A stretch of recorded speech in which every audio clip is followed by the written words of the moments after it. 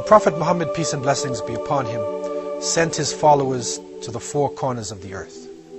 And over the centuries, there were high points for Muslims, and there were also low points. Muslims were kings and slaves.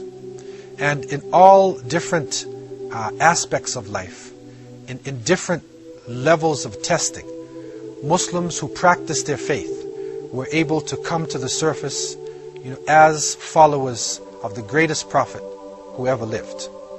It is reported in the European slavery that went across from the Atlantic that as many as 30% of the slaves who came from Africa into the Americas and were taken as political prisoners to the Western Hemisphere were Muslims. Many of these people are still revisiting their roots, and this is making Islam the fastest growing religion in the West. This is a very important topic. We need to go deep into what actually happened to the slaves to try to understand this phenomenon, because it is still influencing American society today. It still has a powerful impact upon the shaping of the minds of the younger generation and upon what is happening in the Western countries. Originally, when slavery was practiced in America and in this Western Hemisphere, the first slaves were actually the poor whites. But because they could identify with the masters, with the upper class, they refused to stay within a state of slavery. Slavery was then changed to the Red Indians, to the native people of America. But the native people were living on their land. And so they refused also to remain in slavery, and either they would sit down and refuse to move until they died, or they would fight to their death and they would escape. So the European colonialists at that time needed to have people who could easily be identified and also were familiar with the growing of cotton and sugarcane and living within a semi-tropical climate. And so they looked to the west coast of Africa to try to bring in slaves who would fit this role and who would propel the culture to give products for the industrial revolution that was about to happen. The first slaves were brought into the New World around 1518. And this was through the Portuguese and the Spanish, who gave out licenses in 1518. And then we find slaves coming in. After that point, we find then the Dutch, the British, the French, all of the colonial masters at the time were selling people as you sell chattel. And this slavery continued and increased until the point where millions of people were affected by it. And so we can say that through the slave trade and through what happened in what is called the Middle Passage in between Africa and the Americas, that millions of people actually met death and destruction, and Africa up until today has not recovered from this terrible genocide that went on. All tribes, all languages, all religions in West Africa were brought together and put onto the slave boats. Ashanti, Koromante, Yoruba, Igbo, Wolof. Amongst them were Muslims. Almost 1 in every 3 of the slaves being taken to America was Muslim. The Mandinka, the Fulani, the Hausa, and from the Yoruba and Ashanti, those who had accepted Islam also found themselves on the boat. In early America, it was also reported that some of the African people who were living in America had slaves, that they owned their own property. But in 1685, the Code Noir, the black laws were written, and in this divisive legislature that was passed, every person of African descent became a slave. And so, with no hope for freedom, resistance became a powerful message amongst the African slaves. And we find that many of the different nations, especially the Muslims, were leading the forces against the slave masters and the colonial regimes. And reports are coming especially of Mandingos, which is the English way of saying Mandinka, from the Mande people. And we know that this is one of the largest language groups and cultural groups in West Africa. And they became the leaders of the resistance in many parts of the Caribbean and in South America. So we find, as some examples, in 1833, a female plantation owner, Gertrude Carmichael, she was living in St. Vincent and Trinidad in the Caribbean. She writes within her writings, and these are available today, that many Negro nations are not idolaters, but they are Mahometans. So she used this word Mahomet, which is a crusading word, a Middle Age terminology used for Muslims. Byron Edwards, in his famous History of the West Indies in 1794, he speaks about an old, faithful Mandingo servant. And when he describes him, he said he never forgot his morning or evening prayer. And he used to chant in a very shrill voice, La ilaha illallah. There is no God but Allah. Robert Madden, a British magistrate who went to Jamaica during the time when slavery was being abolished, he discovered a society of Muslims living in Jamaica. And Robert Madden had traveled in Turkey and in some of the Islamic lands, so he learned to speak some Arabic. He knew how to greet Muslims and to open up a conversation in the Arabic language. So it is reported that he gathered together a group of the slaves who were about to be put into a higher level of life and to be manumitted from slavery. And he recognized something different about them. He could see that they were probably Muslims. So he greeted them in Arabic, and he said they would have recited the whole of the Quran if I did not tell them to be quiet. He also uncovered amongst them a wathiqa. He uncovered a document that was written in the Arabic language, and this wathiqa, or this document, became a very important piece, because what the document is speaking about, it is calling for jihad, and it becomes the basis of a great slave rebellion that happened in the years 1821 to 1822. Following this, we find that these Mandinka people are living throughout the Caribbean region. In Trinidad, the island of Trinidad, which is off the coast of South America, the Mandingo society is developed by the slaves, and this society is developed in order to free slaves, to take them out of bondage and to buy them, and to then allow them to live a free life. Also on the island of Cuba, there was a sizable population of Muslims. Again, Mandingo is a term which is being used for all of the Muslims. In Haiti, which is the French colony, known to be the first major revolution in the Western Hemisphere, between 1753 and 1757, one of the leaders of the great Haitian uprising was Macandal. And Macandal was a Muslim imam. He was a leader. He was a learned person.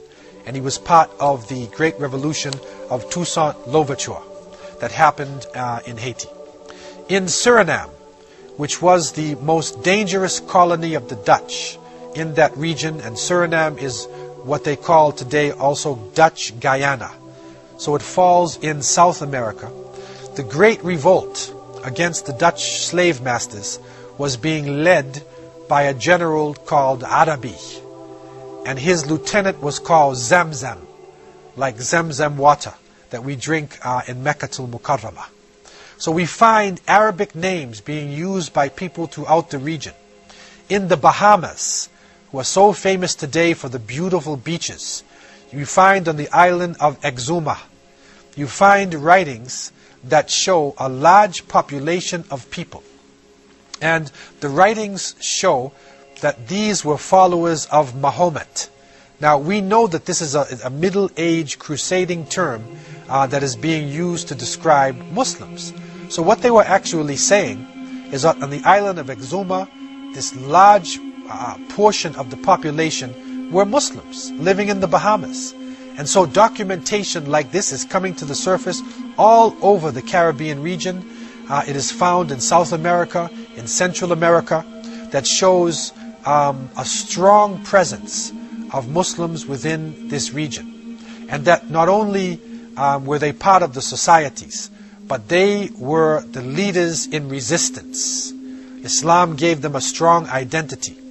And so they resisted culturally, they resisted religiously, and it is reported that part of the system to break the slaves was not to allow them to practice their religions. And especially if the slave masters found somebody who prayed or who fasted in the month of Ramadan, that person would be tortured to death in front of the other slaves. If they found somebody who would not eat pork, or somebody who would refuse to be naked all the time, they would also torture that person. They broke up the families. They made the people change their language. They changed the names of the people from their original African names or from the names of Islamic origin, especially if the name was in Arabic.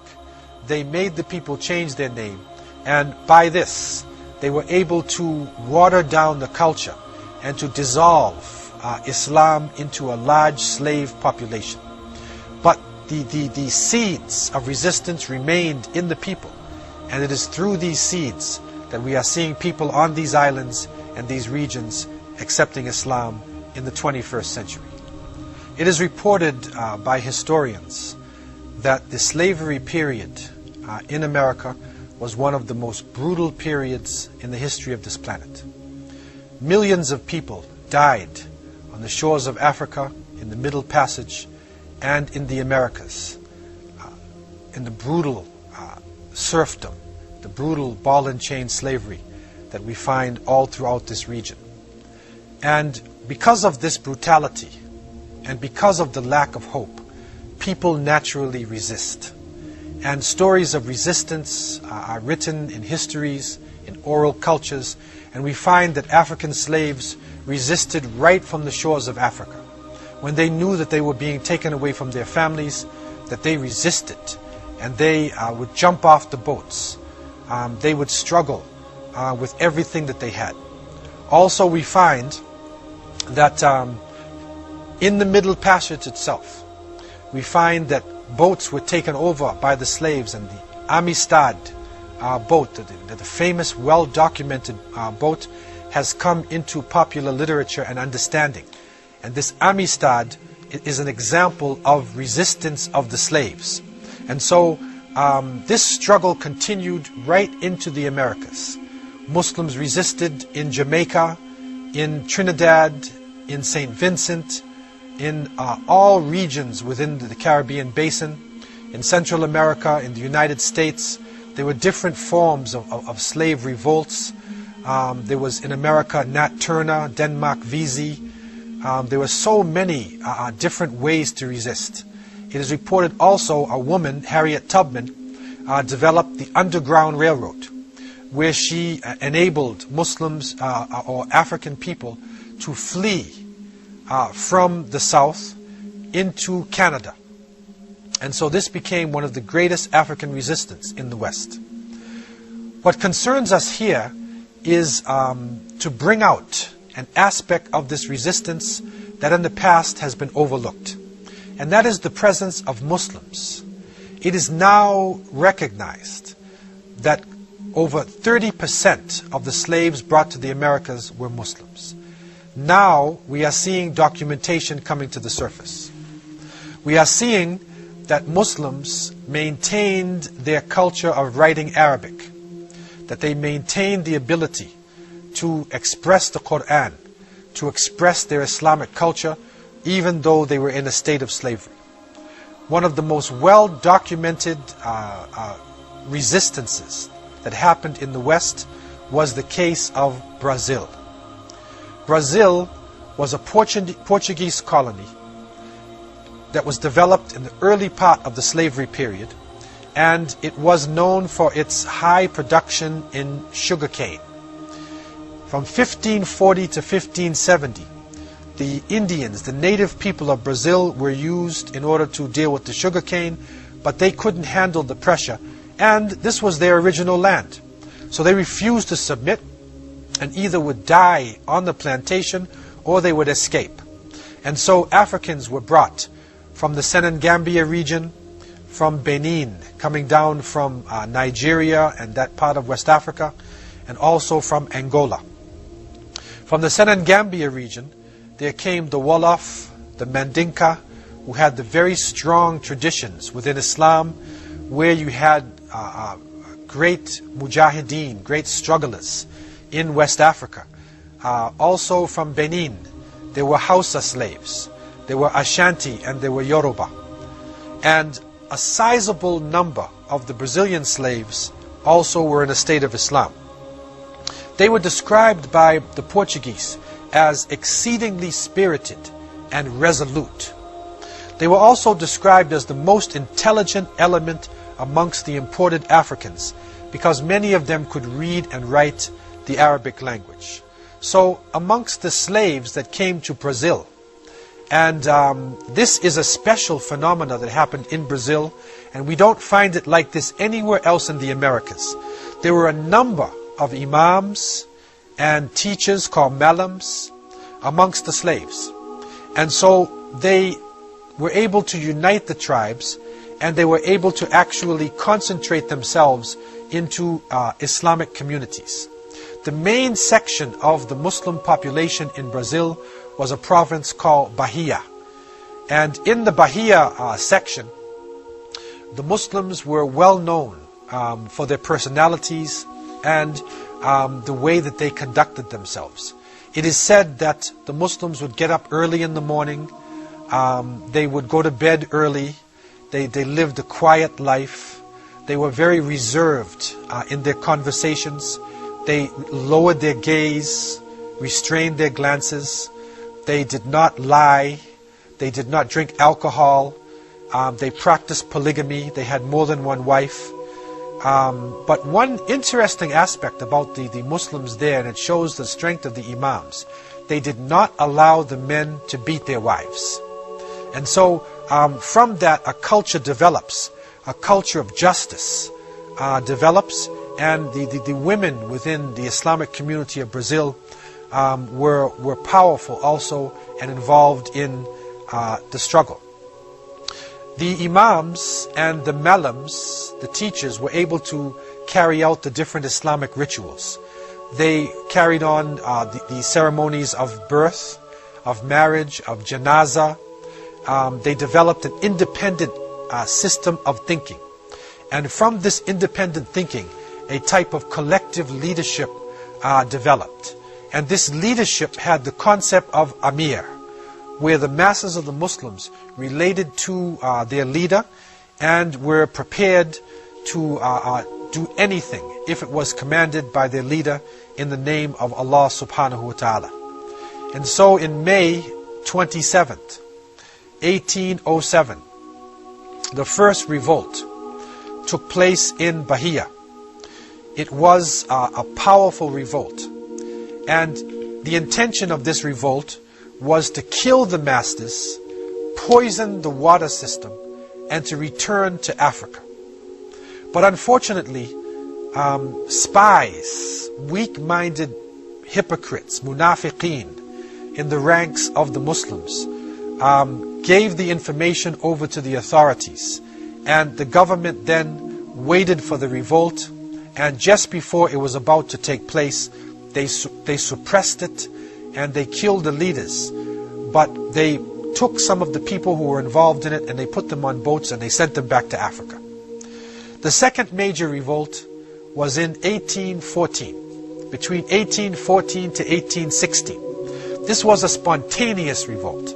It was not organized in the way of the first revolt. And because of this lack of organization and the spontaneous nature of the revolt, they were able to kill many of the masters, and they were able to capture certain sections of the land, but they were eventually put down, and many of their ringleaders were either killed or sent back to Africa. The largest revolt took place in 1835, and this is known as the Great Revolt of the Malays.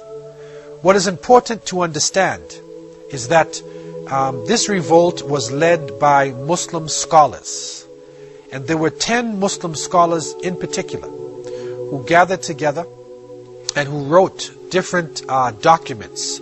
They would send the wathiqa to the other people, and you can see a document here which is actually from Brazilian Muslims, written in the Arabic language. And so the leaders of these revolts came from different parts of West Africa. The well-known Sheikh Dandara was a Hausa Muslim. Sheikh Sanim was a Yoruba Muslim. Malam Abu Bakr Ahuna was also a Yoruba, and he was the most well-known person of the revolt. And also Malam Bilal, he was also Yoruba and a well-known person within the revolt. What happens now in this concentration, that we find a powerful force coming out of the Muslims. They literally had developed masjids. There were 20 known masjids in Salvador, which is like the capital of Bahia. And they gathered together within the masjids, and they established special meeting places, like diwans, or special places where they would gather together in order to discuss the revolt. And so, through these secret meetings and their connection with their Amir, and by communicating in the Arabic language and taking a special oath from the people, they were able to spread the word of a large revolt far and wide, and it was not detected by the authorities. They chose Ramadan as the date of the revolt. And but unfortunately, again, munafiqeen came into the picture, and they informed the government authorities about this upcoming major revolt of the Malays that was to take place. Even so, a strong fight continued, and the Muslims were able to take the struggle all throughout the countryside.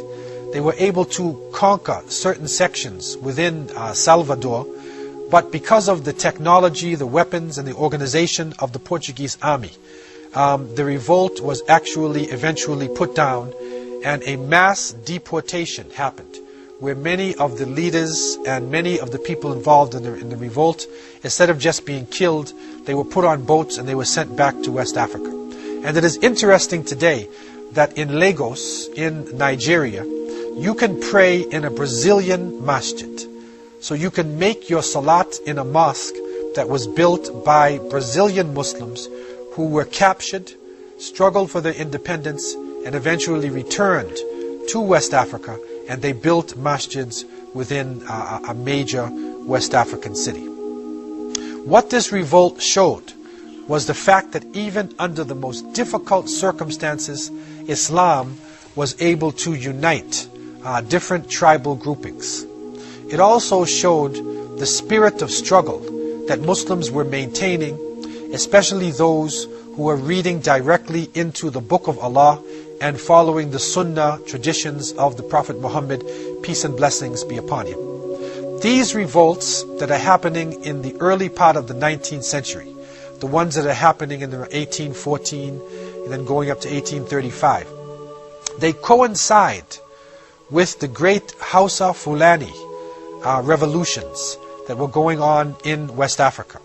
Sheikh Uthman Den Fodio, rahimahullah, of Sokoto, of northern Nigeria and Hausa land, was a great scholar who succeeded in uniting his people and overthrowing the authorities in Hausa land and developing an Islamic state of over 250,000 square kilometers. So the spirit of the Sheikh coming out of his literature, and the people who were captured and unfortunate in slavery still showed out, even though They were thousands of miles away in Brazil.